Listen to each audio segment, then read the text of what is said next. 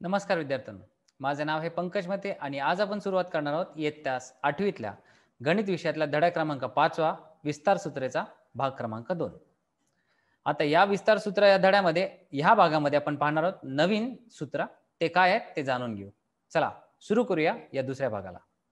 तर आज आपण नवीन सूत्र पाहणार आहेत ते आहेत a अधिक b पूर्ण कंसाचा घन याचा विस्तार करणार आहोत.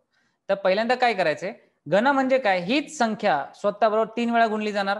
तर आपण लिहिले a अधिक b a अधिक b a अधिक b 3 वेळा लिहिली. त्यानंतर a अधिक b आणि a अधिक b म्हणजेच काय, ह्या दोन्ही कंसाचा वर्ग झाला. तर आपण तसे लिहिले आणि ह्या कंसाला आपण आपल्या दिलेल्या सूत्रानुसार आपण वापर केला. तर a चा वर्ग अधिक 2ab अधिक b चा वर्ग केला. त्यानंतर काय करायचंय, या a ने या पूर्ण कंसाला गुणा अधिक या b ने या पूर्ण कंसाला गुणा. तर आपण त्याचा गुणाकार केला तर a गुणिले a चा वर्ग म्हणजेच काय होतं, दोघांचा पाया समान म्हणजेच घातांकाची होते बेरीज, म्हणून आपल्या उत्तराले a चा घन अधिक 2ab गुणिले a केला तर 2a वर्ग गुणिले b आला. त्यानंतर b चा वर्ग आहे आणि इथे a आहे तर त्याचा काही होणार नाही, म्हणजे a गुणिले b चा वर्गच राहील.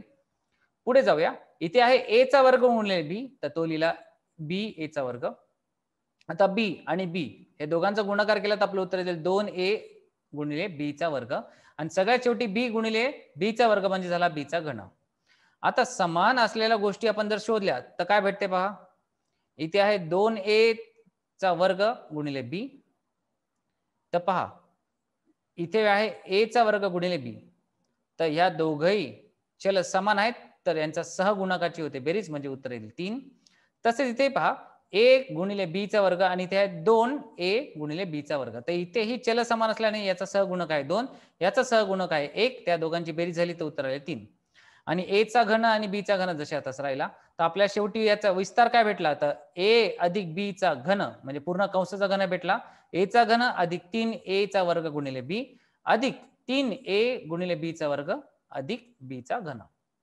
इथेही एक आपल्याला एक छोटासा शॉर्टकट आहे, तो म्हणजेच काय, आपण a पासून b कडे चालत जायचे, पण लक्षात ठेवा a चा जो घात आहे तो कमी कमी करत जायचा. म्हणजे पहिल्यांदा a चा घात 3 घेतला, नंतर 2 घेतला, नंतर 1 घेतला, नंतर 0 घेतला, म्हणजे a च्या घातात 0 असेल तर उत्तर असते 1.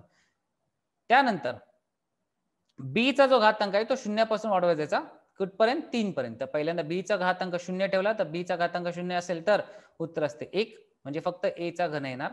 त्यानंतर b चा घातांक हळूहळू वाढवत गेला आणि मधल्या दोन संख्यांना फक्त 3 ने गुणा. तर हा आहे आपल्याला एक शॉर्टकट. आता उदाहरणे पहा. तर आपण पहिले उदाहरण घेतले x अधिक 3 चा घन. तर आपल्याला सूत्र आहे x चा घन अधिक 3x चा वर्ग गुणिले b म्हणजे x अधिक b म्हणजे a अधिक b चा घनाचा आपल्याला इथे विस्तार आपण करू शकतो किंवा वापर इथे करू शकतो. फक्त एवढंच लक्षात ठेवा, इथे a आहे x आणि b आहे 3. तर आपल्या दिलेल्या सूत्रानुसार जर वापर केला तर a चा घन म्हणजे काय, x चा घन 3 a चा वर्ग गुणिले b म्हणजेच काय, a चा वर्ग म्हणजे x चा वर्ग गुणिले b आहे 3, तर 3 गुणिले 3 झाले 9 x चा वर्ग. त्यानंतर आहे 3a गुणिले b चा वर्ग म्हणजेच काय, 3 गुणिले a आहे x, या 3 गुणिले a आहे x आणि हा b आहे ते 3 चा वर्ग झाला म्हणजे 9, 9 गुणिले 3 होतात 27, तर 27 x झाले. आणि सगळ्यात शेवटी b चा घन म्हणजेच काय, 3 गुणिले 3 गुणिले 3 म्हणजेच काय होतात 27. तर आपल्या उत्तराला x चा घन अधिक 9x चा वर्ग अधिक 27x अधिक 27. पुढे आहे 3x अधिक 4y चा पूर्ण कंसाचा घन म्हणजेच काय, 3x चा घन अधिक आपल्याला कंसामध्ये लिहायचं आहे. पहिले लक्षात ठेवा a आहे आपला 3x आणि b आहे आपला 4y. तर या दिलेल्या सूत्रानुसार सगळ्यांची मांडणी करायची. तर a च्या जागी फक्त 3x लिहा आणि b च्या जागी फक्त 4y लिहा आणि त्यानुसार मांडणी केली तर आपल्याला उत्तर भेटले 27x चा घन अधिक 108x चा वर्ग y अधिक 144x y वर्ग अधिक 64y चा घन. दुसरा प्रश्न आहे 2m छेद n अधिक n छेद 2m चा घन. म्हणजे इथे a आहे 2m छेद n आणि b आहे n छेद 2m. तर काय करायचंय, तर आपला नियम माहिती आहे काय करायचा असतो, a चा घन घ्यायचा म्हणजेच काय, ह्या पूर्ण 2m छेद 3 चा घन घेतला अधिक 3 गुणिले याचा वर्ग गुणिले हा n छेद 2m. तर आपण लिहिले. त्यानंतर पुढे 3 गुणिले हा 2m छेद n गुणिले ह्या b चा वर्ग आणि सगळ्यात शेवटी b चा घन. त्या सगळ्यांना जर आपण सोडवलं तर आपलं उत्तर येते 8m चा घन छेद n चा घन. अधिक 6m छेद n अधिक 3n छेद 2m अधिक n चा घन छेदात 8m चा घन. आता तिसरी उदाहरण आहे 41 चा घन. तर 41 चा घन आपण कसा लिहू शकतो? 41 बनले कसे? तर 40 अधिक 1 केला तर ना. तर 40 आपला झाला A आणि 1 झाला आपला B. तर आपल्याला दिलेल्या सूत्रानुसार जर वापर केला तर आपल्याला उत्तर भेटते 68,921 इतके. कसे आले? तर A चा घन अधिक 3A चा वर्ग गुणिले B अधिक 3A गुणिले B चा वर्ग आणि सगळ्यात शेवटी B चा घन. तर चला या सूत्रावरती आपण तुमचं सोडूया 5.2. तर पहिला प्रश्न आहे K अधिक 4 पूर्ण कंसाचा घन. तर आपल्याला सूत्र कसे होते? A चा घन अधिक 3A चा वर्ग गुणिले B अधिक 3A गुणिले B चा वर्ग आणि सगळ्यात शेवटी B चा घन. तर त्यानुसार इथे पहिले लक्षात ठेवा A कोण आहे B कोण आहे, त्यानुसार सूत्रात मांडणी करा आणि सगळ्यात शेवटी मग जोडणी करून किंवा बेरीज करून त्याचे उत्तर भेटते K चा घन अधिक 12K चा वर्ग अधिक 48K अधिक 64. आता पुढचा आहे 7x अधिक 8y चा घन. तर इथे A आहे 7x, B आहे 8y. तर आपल्या फॉर्म्युला किंवा सूत्राला वापरले तर A चा घन अधिक 3A चा वर्ग गुणिले B अधिक 3A गुणिले B चा वर्ग आणि सगळ्यात शेवटी अधिक B चा घन. तर त्यानुसार सगळ्यांचा घन काढल्यानंतर आपल्या सगळ्यांची बेरीज केली तर उत्तर आले 343x चा घन अधिक 1176x चा वर्ग गुणिले y अधिक 1344x गुणिले y चा वर्ग आणि सगळ्यात शेवटी 512y चा घन.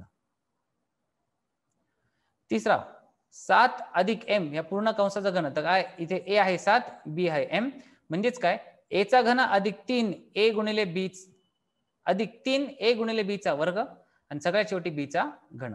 तर सगळ्यांची मांडणी करून सगळ्यांची बेरीज केली तर आपल्याला उत्तर आले हे. नंतर आहे 52 चा घन. तर 52 चा घन आपण लिहितो कसा? समजा फक्त संख्या दिली आणि त्या संख्येचा घन काढायचा, आपण संख्येची फोड करू. म्हणजे कशी? 50 अधिक 2. तर A झाला 50, B झाला 2. तर आपला सूत्र वापरले A चा घन अधिक 3A चा वर्ग गुणिले B अधिक 3A गुणिले B चा वर्ग आणि सगळ्यात शेवटी B चा घन.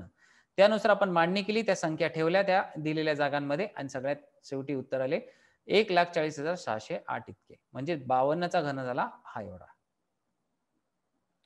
पुढचा प्रश्न आहे 5वा 101 चा घन. तर आपण 101 चे दोन भाग पाडूया. म्हणजेच काय 100 अधिक 1 केले तर 101च येतात. तर A झाला आपला 100 आणि B झाला आपला 1. तर आपल्या दिलेल्या सूत्रानुसार A चा घन अधिक 3A चा वर्ग गुणिले B अधिक 3A गुणिले B चा वर्ग आणि सगळ्यात शेवटी आपल्याला मिळेल B चा घन. तर आपण सगळ्यांची मांडणी करून आपलं उत्तर भेटले काय पहा 10,30,301 इतके. 6वा प्रश्न x अधिक 1/x चा घन. इथे A आहे x, B आहे म्हणजे इथे A आहे x आणि B आहे 1/6. तर A चा घन म्हणजे x चा घन अधिक 3x चा वर्ग गुणिले B. तर लिहिले आपण 3x चा वर्ग गुणिले B. त्यापुढे 3x गुणिले B चा वर्ग म्हणजे x गुणिले 1/x चा वर्ग आणि सगळ्यात शेवटी B चा घन म्हणजेच काय 1/x चा घन. आणि सगळ्यांची बेरीज केली तर उत्तर आले x चा घन अधिक 3x अधिक 3/x अधिक 1/x चा घन.